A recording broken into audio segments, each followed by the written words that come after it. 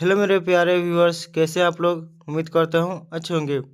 यह वीडियो आप लोगों के लिए काफ़ी खास होने वाला है, क्योंकि इस वीडियो में हम लोग बहुत ही इम्पोर्टेंट 15 वर्ड्स यानी कि मोस्ट इम्पोर्टेंट 15 वर्ड्स को एक्सप्लेन करने वाले हैं। साथ ही साथ ये सीखेंगे कि इन सभी वर्ड्स को वाक्यों में यानी कि सेंटेंस में कैसे यूज करना है। ओके, तो चलिए वीडियो को स्टार्ट करते हैं। सबसे जो पहला वर्ड है वो है एक्नॉलेज। क्या है एक्नॉलेज? देखिए यहाँ से आप लोगों को पता है नॉलेज लिखा है, तो इसका हिंदी मीनिंग होता है स्वीकार करना या फिर मान लेना।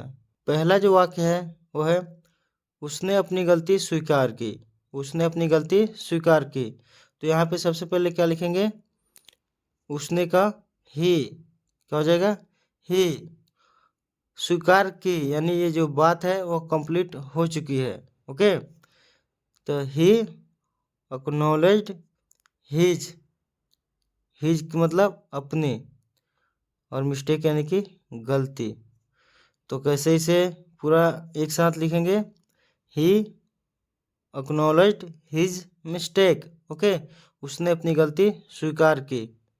नेक्स्ट वर्ड है और नेक्स्ट जो सेंटेंस है उसे आप लोग देखिए। यह है एलोकेट। क्या है? एलोकेट। एलोकेट का जो अर्थ होता है हिंदी में वो होता है आवंटित करना या बांट देना, यानी कि बांटना। ओके, मैनेजर ने काम बराबर बांटा। जब आपकी जॉब लगेगी, चाहे वो सरकारी हो या फिर प्राइवेट, जब आप कहीं पे जाइएगा तो जो ज़्यादा काम होता है तो आप जैसे 10 आदमी का ग्रुप है तो 10 में और इक्वली बांट दिया जाता है। ओके, तो ऐसे होगा कि जो वर्क है वो एलोकेट कर दिया गया। ओके, यहाँ पे मैनेजर ने काम बराबर बांटा, तो the manager allocated work equally. तो the manager allocated work equally. Okay, next यहाँ पे देखते हैं। नेक्स्ट क्या है? नेक्स्ट है एंटीसिपेट। एंटीसिपेट पहले से अनुमान लगाना। पहले से अनुमान लगाना। मैंने इस समस्या का पहले से अनुमान नहीं लगाया था। ठीक है, यहाँ पे नहीं के सेंस में आया है वाक्य, कोई बात नहीं। आई यहाँ पे डिडंट है। यहाँ पे देखिए, यहाँ पे डिडंट लिखा गया है DID प्लस नॉट। तो आप इसे ऐसे ही पढ़ सकते हैं I did not. I did not, क्योंकि ए डिड प्लस नॉट का हम लोग लिख सकते हैं did not, didn't. Okay, I did not anticipate this problem. मैंने इस समस्या का पहले से अनुमान नहीं लगाया था। I did not anticipate this problem. Okay, next word की तरफ बढ़ते हैं। यहाँ पे है नेक्स्ट वर्ड ब्रीफ। ब्रीफ का अर्थ होता है संक्षिप्त। संक्षिप्त का अर्थ क्या हुआ? जैसे कि मान लीजिए यहाँ पे 20 लाइन की पैराग्राफ दिया गया है, यानी कि कोई भी स्टोरी है और आपसे बोला जाए कि आप उसे 5 लाइन में समझा दीजिए बहुत ही अच्छे से। तो आपने उस 20 लाइन की जो स्टोरी थी तो उसको आपने 5 लाइन में अच्छे से एक्सप्लेन कर दिया, तो उसी को कहा जाता है संक्षिप्त या ब्रीफ। ओके, कृपया एक संक्षिप्त परिचय दीजिए। जैसे कि होता है ना, कोई सामने वाला से कह देता है कि हाँ आप एक शॉर्ट इंट्रोडक्शन दीजिए या फिर ब्रीफ इंट्रोडक्शन दीजिए या फिर छोटा सा आप अपने बारे में कुछ बताइए। तो यही हो गया यहाँ पे, कृपया एक संक्षिप्त परिचय दीजिए। Please give a brief introduction. Please give a brief introduction. Okay, next word है कोलैबोरेट। क्या है? कोलैबोरेट। ओके, यानी कि मिलकर काम करना। मिलकर काम करना, जैसे कि कोई 2 बिजनेसमैन हैं A और B। तो मान लीजिए कोई एक प्रोजेक्ट है और तो उन्होंने दोनों आदमी एक साथ मिल गए और फिर उस बिजनेस को हैंडल किए और आगे बढ़ाए। तो वो दोनों क्या किए? एक दूसरे से कोलैबोरेट किए। क्या किए? कोलैबोरेट। यहाँ पे देखिए हिंदी वाक्य दिया गया है, टीमें लक्ष्य हासिल करने के लिए मिलकर काम करती है। सही बात है। किसी भी कंपनी में जो भी एम्प्लॉय होते हैं, जैसे 10 एम्प्लॉय हुए तो कोई भी बड़ा टास्क होता है ना, जैसे काम होता है तो इसको सभी लोग डिवाइड कर लेते हैं एक दूसरे से, या फिर उस काम को करने के लिए एक साथ आ जाते हैं। तो एक साथ आ जाएंगे तो वो सही होगा, क्योंकि वो इस शब्द से रिलेट भी कर रहे हैं। ओके, एक साथ आ जाएंगे तो यहाँ पे देखिए लिखा गया है और teams collaborate to achieve goals. Teams collaborate to achieve goals. Okay, चलिए नेक्स्ट वर्ड को देखते हैं। नेक्स्ट वर्ड है एलिमिनेट। क्या है? एलिमिनेट, यानी कि हटाना या समाप्त करना। ओके, जैसे कि मान लीजिए कोई स्कूल है, मान लीजिए कोई स्कूल है, ठीक है, जहाँ पे 5 रूल्स है, ठीक है, 5 रूल्स है।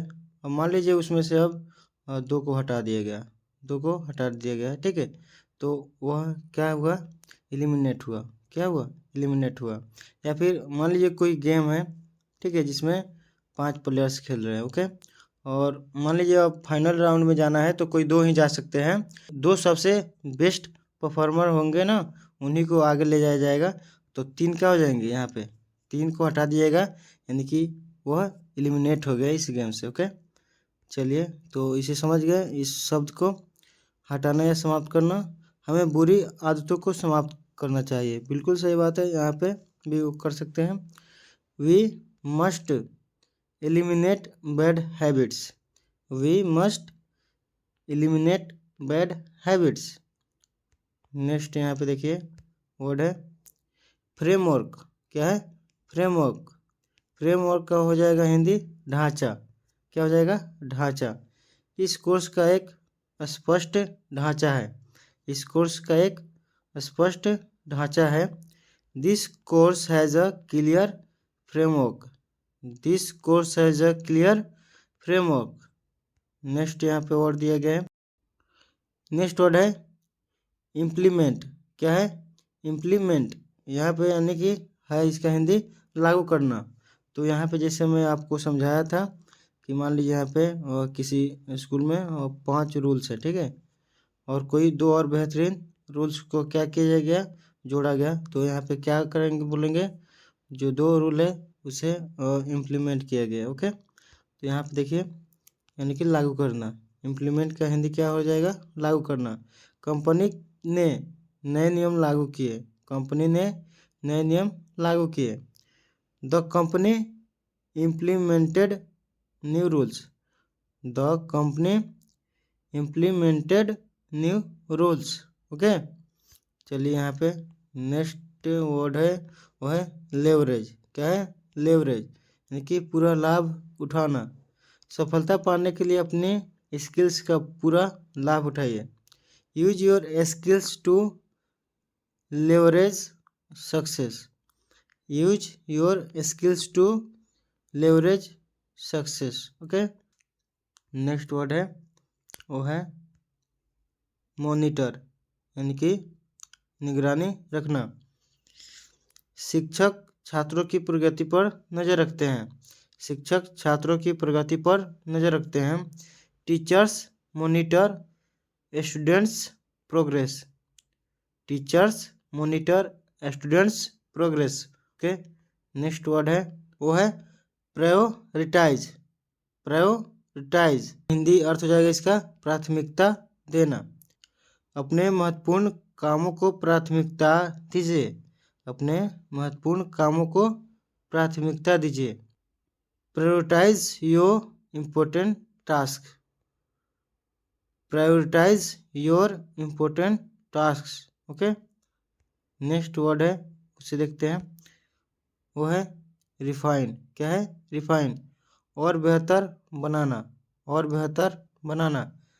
उसने अपनी बोलने की स्किल्स को और बेहतर बनाया। उसने अपनी बोलने की स्किल्स को और बेहतर बनाया। सी रिफाइंड हर स्पीकिंग स्किल्स।